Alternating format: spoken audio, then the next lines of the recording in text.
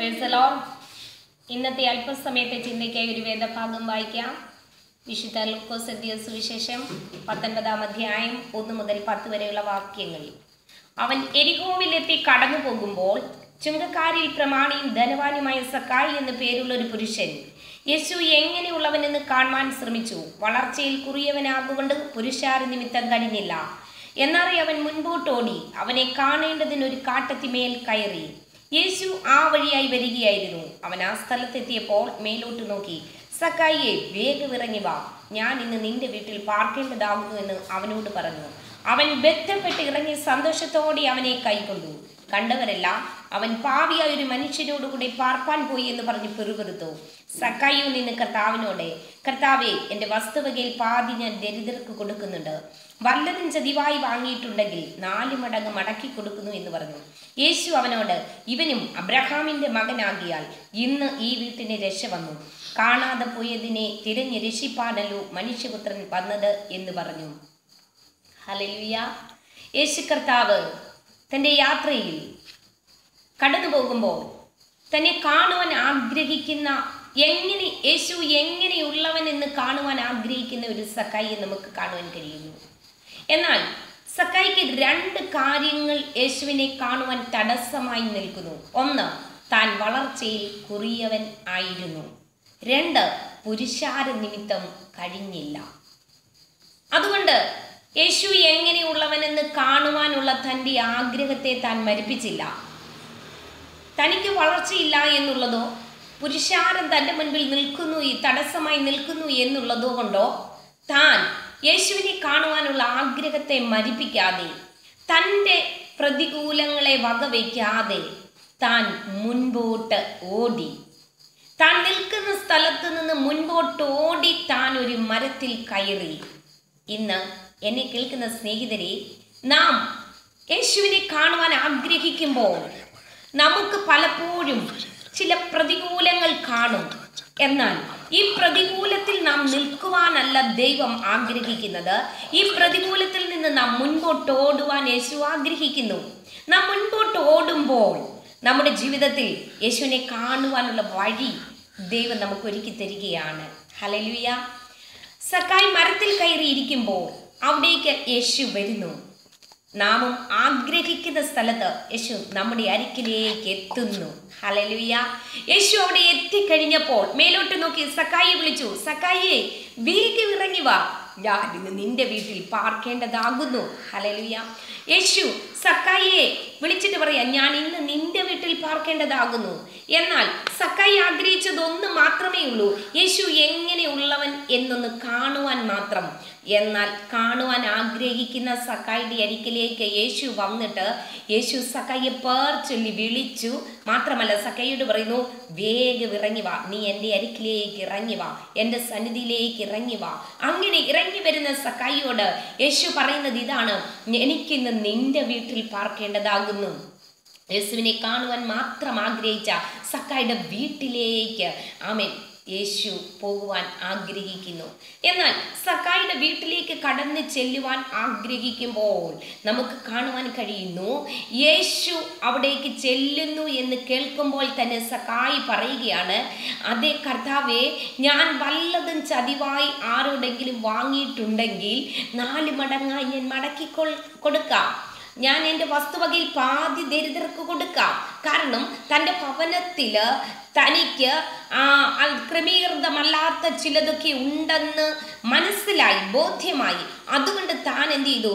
ക്രമീകരിക്കേണ്ട കാര്യങ്ങൾ ആ വഴിയിൽ വെച്ച് തന്നെ തീരുമാനമെടുത്തു. യേശുവിനോട് പറഞ്ഞു, സമർപ്പിച്ചു. ആ വിഷയങ്ങളിൽ താൻ ക്രമീകരണം പ്രാപിച്ചിട്ടാണ് യേശുവിനെ തൻ്റെ വീട്ടിലേക്ക് കൊണ്ടുപോകുന്നത്. എന്നാൽ താൻ ഓടി യേശുവിനെ അത് കാണുവാൻ ആഗ്രഹിച്ചതുപോലെ ഇന്ന് ദൈവത്തിൻ്റെ വചനം നമ്മളോട് പറയുന്നു, നമ്മുടെ പ്രതികൂലങ്ങളെ വകവയ്ക്കാതെ നാം ഓടുക, യേശുവിനെ കാണുവാൻ ഓടുക. എന്നാൽ സക്കായി ന്യായപ്രമാണത്തിൽ പാരമ്പര്യത്തിൽ പാരമ്പര്യത്തിൽ നിൽക്കുന്ന ഒരു വ്യക്തിയാണ്. എന്നാൽ ആ പാരമ്പര്യത്തിൽ നിൽക്കാതെ താൻ യേശുവിനെ കാണുവാനായിട്ട് ഓടി. അതേ വചനം ഇങ്ങനെ പറഞ്ഞു, യേശു പറയുന്നു, ഇവനും അബ്രഹാമിന്റെ മകനാണ്, ഇന്ന് ഈ വീട്ടിന് രക്ഷ വന്നിരിക്കുന്നു. എന്തുകൊണ്ടാണ് ഈ രക്ഷ വന്നത്? യേശു ആ വീട്ടിലേക്ക് വന്നതുകൊണ്ട്. അബ്രഹാമിന്റെ മകനാകുന്ന ഈ സക്കായിയുടെ വീട്ടിൽ ഇതുവരെയും രക്ഷയില്ലായിരുന്നു. ന്യായപ്രമാണം അവന്റെ ഉള്ളിലുണ്ടെങ്കിലും രക്ഷ അവനിൽ ഇല്ലായിരുന്നു. എന്നാൽ യേശു അവന്റെ ഉള്ളിലേക്ക് വന്നപ്പോൾ, യേശു അവന്റെ വീട്ടിലേക്ക് വന്നപ്പോൾ അവന് രക്ഷ കൈവരിക്കുവാനിടയായി തീർന്നു. യേശു പറയുന്നു, ഇവൻ കാണാതെ പോയിരുന്നു, ഇവനെ തിരിഞ്ഞ് രക്ഷിപ്പാനാണ് ഞാൻ വന്നത്. ഹല്ലേലൂയ.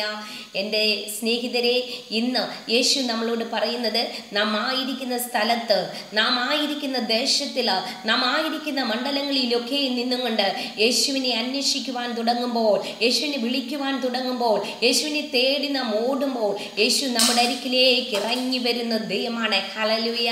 നമുക്കറിയാം, സക്കായിയുടെ ജീവിതത്തിൽ അത്ഭുതം പ്രവർത്തിച്ച യേശു നമ്മുടെ ജീവിതത്തിൽ അത്ഭുതം പ്രവർത്തിക്കുവാൻ ശക്തനായ ദൈവമാണ്. ഒരു പക്ഷേങ്കിൽ അതേ ബൈബിൾ ഇങ്ങനെ പറയുന്നു, എബ്രായ ലേഖനം 12-ാം അധ്യായം 1-ാം വാക്യത്തിൽ പറയുന്നത് ഇങ്ങനെയാണ്. പൗലോസ് പറയുന്നു, ആകയാൽ സാക്ഷികളിൽ ഇത്ര വലിയൊരു സമൂഹം നമുക്ക് ചുറ്റും നിൽക്കുന്നത് കൊണ്ട് സകല പാപവും ഭാരവും മുറുകെ പറ്റുന്ന എല്ലാ ഭാരവും വിട്ട് നാം നമ്മുടെ ലക്ഷ്യത്തിലേക്ക് യേശുവിനെ നോക്കി മുൻപോട്ട് ഓടുക. നമ്മൾ മുൻപോട്ട് ഓടണം. സക്കായുടെ ജീവിതത്തിൽ ഒത്തിരി ഭാരങ്ങളുണ്ടായിരുന്നു, ഒത്തിരി പാപമുണ്ടായിരുന്നു. അതെല്ലാം വിട്ടുകളഞ്ഞിട്ട് ഓടിയപ്പോൾ രക്ഷ കൈവരിക്കുവാനിടയായി തീർന്നു. നമ്മുടെ ജീവിതത്തിൽ അനവധി പാപങ്ങൾ ഉണ്ടായിരിക്കാം.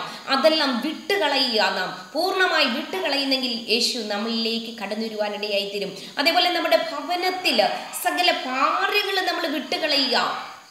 നമുക്ക് ഒത്തിരി ഭാരങ്ങൾ ഉണ്ടാകുമല്ലോ. രോഗങ്ങൾ നമുക്ക് ഭാരം വരുത്തി വയ്ക്കുന്നു. തലമുറകളെ കുറിച്ചുള്ള ചിന്തകൾ നമുക്ക് ഭാരം വരുത്തുന്നു. കുടുംബജീവിതത്തിൻ്റെ ആകുലകൾ നമ്മൾക്ക് ഭാരം വരുത്തുന്നു.